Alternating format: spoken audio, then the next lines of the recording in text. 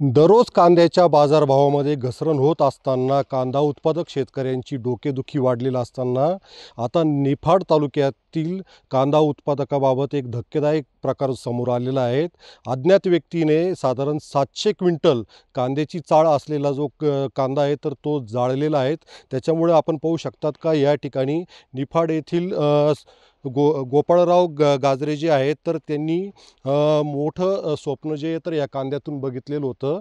कारण की 4.5 एकरामध्ये हे उन्हाळ कांद्याचं पीक घेतलेलं होतं। साधारण अंदाजे 5 लाख रुपयांच्या जवळपास हा जो आहे तर खर्च करत 700 क्विंटल इतका कांद्याचं भरघोस उत्पादन जे आहे तर ते त्यांच्या हाती आलेलं होतं। आणि ह्या कांद्यातून सोसायटीचं जे कर्ज असेल किंवा घरातील जे मुलांचं शिक्षण असेल किंवा घरातील मुलीचं जे आहे तर ते लग्न अशा पद्धतीने ह्या कांद्यातून स्वप्न बघितलेलं होतं। मात्र अज्ञात व्यक्तीने ही कांद्याची चाळ जाळून ह्या गोपाळराव गाजरे जे कांदा उत्पादक शेतकरी आहेत तर यांच्या स्वप्नाची जी तर ती राखरांगोळी केल्याचा प्रकार हा समोर आलेला आहे।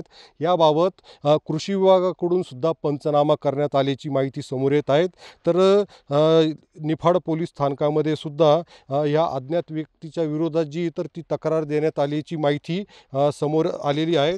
त्याच्यामुळे लवकरात लवकर ह्या व्यक्तीचा शोध लावावा आणि कठोर कारवाई करावी। त्याचबरोबर साधारण सोसायटीचं ह्या गोपाळराव गाजरेंवर 12 लाखाचं कर्ज असल्याचं ते सांगत आहे। तर हे कर्ज माफ करावं किंवा शासनाने भरघोस मदत द्यावी अशी मागणी जी आहे तर ती करत आहेत। उमेश पारिक, TV9 मराठी, निफाड, नाशिक।